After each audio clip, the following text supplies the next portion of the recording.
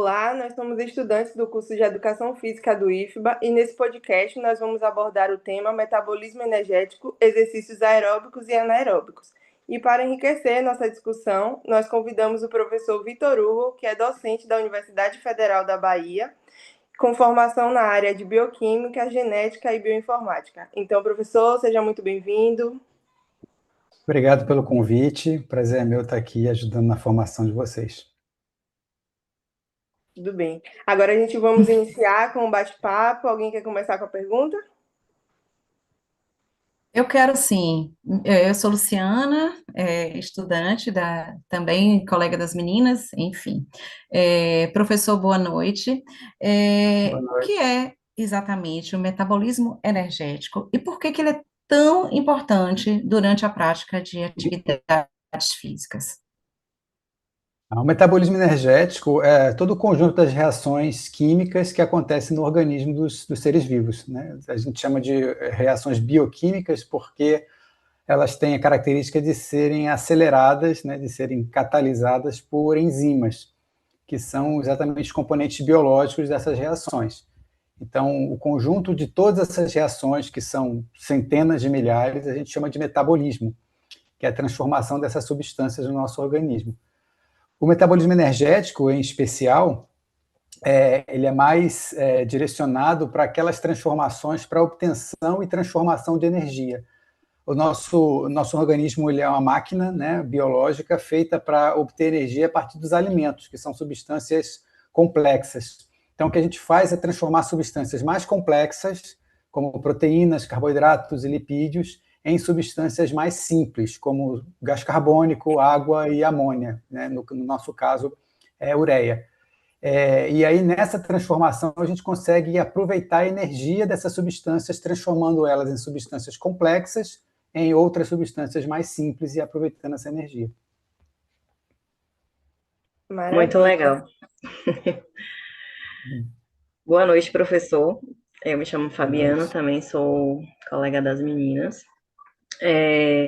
O ATP, ele é frequentemente chamado de moeda energética da célula. O que isso significa? Esse termo ele é uma simplificação didática, né? Dependendo do que você entende como moeda, né? Mas por quê? Se você considerar que é a moeda que tem na sua carteira, talvez funcione, seja uma boa analogia. Porque o ATP, ele na verdade, ele existe em quantidade muito baixa dentro da célula. O ATP que a gente tem dentro do músculo, por exemplo, não resistiria a 15 segundos de exercício físico. Então, a gente precisa o tempo inteiro estar refazendo esse ATP. Então, qualquer coisa que a gente faz, existir, viver, né, manter a célula viva, gasta uma quantidade de ATP que tem que estar sendo reposta o tempo todo. Então, na verdade, o que a gente tem como fonte dessa energia são, como eu falei, né, carboidratos, lipídios e proteínas e aminoácidos que a gente, ao metabolizá-los, transforma em ATP, né, aproveita e transforma a energia deles em ATP e esse ATP é utilizado para a execução das tarefas da nossa célula. E qualquer tarefa, tudo que a célula faz, ela vai precisar de energia, e essa energia vem de ATP ou de algum análogo que também carreia essa energia. Mas é importante lembrar que a ATP é uma molécula intermediária, né? Se a célula para de fazer ATP a todo momento, ela morre. Então, o ATP ele é rapidamente esgotado se a gente não tiver o tempo todo reconstruindo ele à medida que ele é utilizado.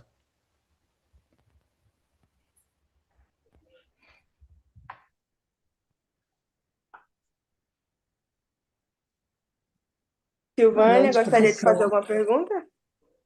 Sim, sim. Boa noite, professor. Eu me chamo Silvânia, também sou Boa colega das noite. meninas. A minha pergunta é: o que caracteriza o metabolismo aeróbico e em quais tipos de exercício ele predomina? A gente chama de metabolismo aeróbico, né? O nome já sugere que tem a participação do ar, né? Mais precisamente do oxigênio. Metabolismo aeróbico é toda aquela obtenção de energia, todo o metabolismo energético que depende da existência de oxigênio, né? E aí os organismos que são capazes de fazer esse metabolismo a gente chama de organismos aeróbicos. E aí a gente precisa ter algumas condições para esses organismos serem aeróbicos, né? O primeiro é, claro, a existência do oxigênio. Então, onde tem oxigênio, você consegue ter vida aeróbica. e o segundo é a presença de uma organela em especial, onde o metabolismo aeróbico acontece, que são as mitocôndrias. Por que há essa necessidade de oxigênio? Porque o processo de metabolismo para obtenção de energia, aquilo que eu falei de transformar moléculas complexas em moléculas mais simples, é um processo que se chama de oxidação, que do ponto de vista químico significa retirada de elétrons. Então eu vou retirar os elétrons dos nutrientes, né, da comida, dos alimentos, e esses elétrons têm que ir para algum lugar. E esse lugar que eles vão é exatamente o oxigênio. Então, o oxigênio é o que a gente chama de aceptor final de elétrons, porque os elétrons que são retirados dos carboidratos, dos lipídios e das proteínas, nessa oxidação, eles são transferidos para o oxigênio e ele, consequentemente, se transforma em água. Então, o produto do metabolismo energético é gás carbônico, que é basicamente moléculas de carbono que vieram dos nutrientes, né, das proteínas, dos lipídios e dos carboidratos, e a água que veio do oxigênio quando recebeu esse elétron. Então, a gente diz que enquanto os nutrientes são oxidados, perdem elétrons, o oxigênio é reduzido ou ganha elétrons, e ele se transforma, consequentemente, em água. Por isso que a gente diz que o produto do metabolismo energético é CO2 e água. Obrigada, professor. É muito interessante, né, essa conversa. E como funciona o metabolismo anaeróbico e em quais situações ele se torna predominante? Então, contrariamente ao aeróbico, né, o anaeróbico é aquele que não tem a participação do oxigênio. E ele acontece em algumas situações, né? Quando a gente está falando de seres humanos e de mamíferos, ele acontece quando faltam aqueles dois pré-requisitos que eu falei, ou quando falta oxigênio, ou o volume de oxigênio não é adequado para o metabolismo aeróbico celular, ou então quando falta mitocôndria. Então, vou começar pelo segundo caso, que é o mais emblemático. A gente tem células no nosso organismo que não têm mitocôndria. A mais notória delas são as hemácias, os glóbulos vermelhos do sangue, que eles não têm núcleo, não têm organelas, não têm mitocôndria, porque faz parte do processo mesmo de funcionamento dessas células. Então, essas células, por exemplo, elas só fazem metabolismo anaeróbico, por conta da ausência do oxigênio. O que acontece é que, não tendo mitocôndria ou não tendo oxigênio, a célula não tem o receptor final desse elétron. Então, o elétron não tem para onde ir, né? Então, a célula tem que ter uma alternativa para transferir esse elétron para alguém que receba-os, né? Já que não tem oxigênio. E, normalmente, quando a gente fala de mamíferos, né, a substância química que recebe, que faz esse papel na ausência do oxigênio, é o ácido pirúvico, que é o intermediário do metabolismo energético. E, consequentemente, o ácido pirúvico se transforma em ácido lático. Esse ácido lático, ele, nas condições anaeróbicas, ele não pode ser utilizado, o organismo não consegue utilizar, a célula não consegue utilizar, e acaba excretando esse ácido lático. E é o que causa uma série de questões, porque, por ser muito ácido, ele também aumenta o pH do meio, o pH da célula, e as células secretam esse ácido lático. Então, normalmente, o que acontece? A célula não tem oxigênio suficiente para poder fazer o metabolismo aeróbico, ou seja, para oxidar totalmente as substâncias até CO2 e água, né, consequentemente com a recepção do oxigênio, desses elétrons. Então, uma alternativa para que ela continue produzindo ATP e continue tendo energia é ela fazer uma espécie de desvio para poder entregar esses elétrons no meio do caminho para o ácido lático, e esse ácido lático ele é secretado para fora da célula, e é isso que a gente caracteriza como metabolismo anaeróbico. Os exemplos que também a gente tem, claro, são micro-organismos que fazem metabolismo anaeróbico também porque não tem mitocôndria, ou organismos que vivem em ambientes que têm muito pouco oxigênio e são obrigados a fazer metabolismo anaeróbico também. No nosso caso, nós mamíferos, a gente faz metabolismo anaeróbico só quando a quantidade de oxigênio que a gente consegue fornecer para a célula não é suficiente para poder obter energia na quantidade que a célula está precisando naquele momento. E o exercício é uma das principais situações onde isso acontece nos seres humanos e nos mamíferos em geral, né? Muito interessante. Professor, os sistemas aeróbicos e anaeróbicos, eles trabalham separadamente ou atuam juntos durante o exercício? Isso é uma coisa que vale a pena desmistificar. Não existe exercício sem ter os dois componentes.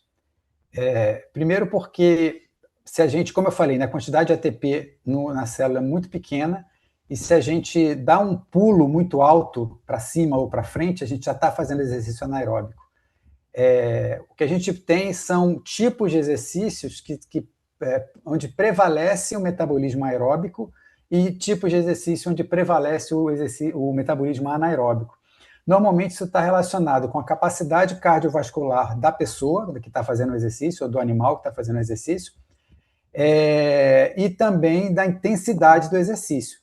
Então, você imaginar, se eu tenho que fornecer oxigênio suficiente para que o exercício aconteça, quanto mais intenso for esse exercício, quanto mais abrupto esse exercício acontecer, menos eu vou ter oportunidade de levar o oxigênio até a célula muscular para que ela possa utilizar esse oxigênio. Então, por exemplo, se por acaso aqui tiver uma explosão aqui na minha casa e eu resolver sair correndo, eu vou estar com minha respiração normal, calma, o meu coração não vai estar acelerado, então eu não vou ter como fornecer oxigênio imediatamente para os meus músculos. Então, esse primeiro impacto que eu vou precisar muscular vai acontecer basicamente com o metabolismo anaeróbico. Só que o metabolismo anaeróbico ele tem uma limitação, que é a quantidade de ATP que a gente é capaz de fazer é muito menor do que com o metabolismo aeróbico. Lembra que eu falei que é como se ele parasse no meio, né? Tivesse um desviozinho no meio, porque ele não consegue oxidar o nutriente até o final.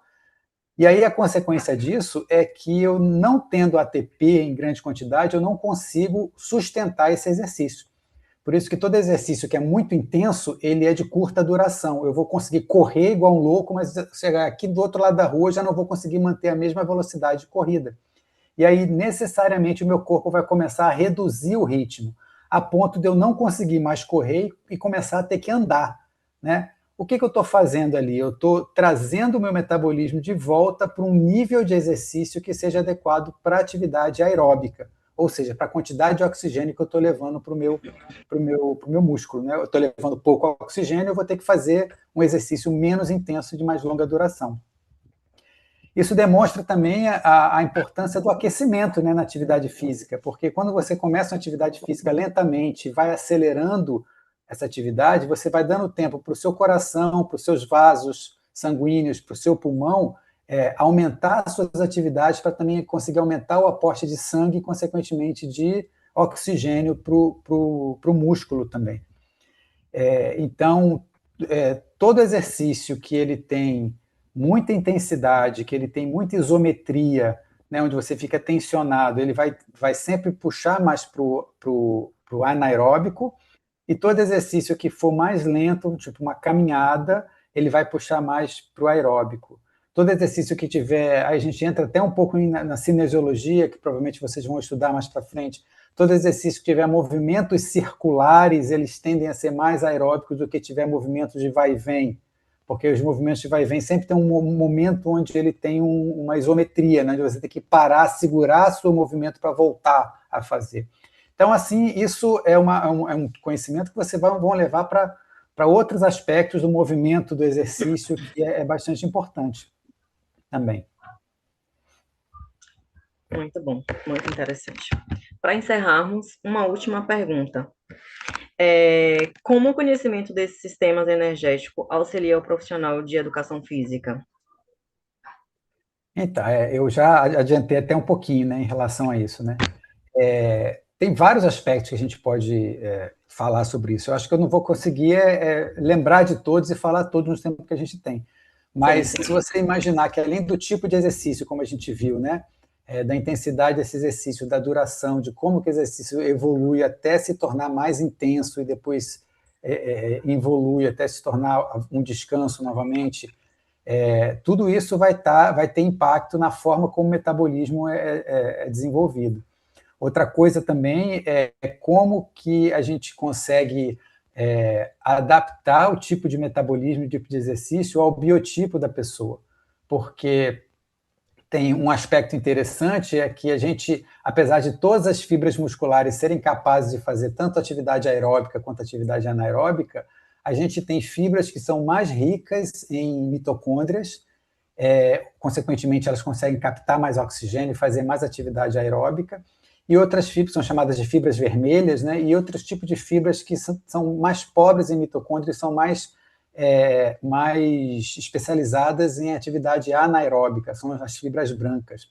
E essa determinação ela é treinada, então você pode ter, por exemplo, dependendo de qual esporte que a pessoa gosta ou quer praticar, o profissional da educação física vai ajudar ele a desenvolver esse tipo de aptidão para poder ele aprimorar o crescimento, né, e a hipertrofia e a hiperplasia das células brancas ou das células vermelhas.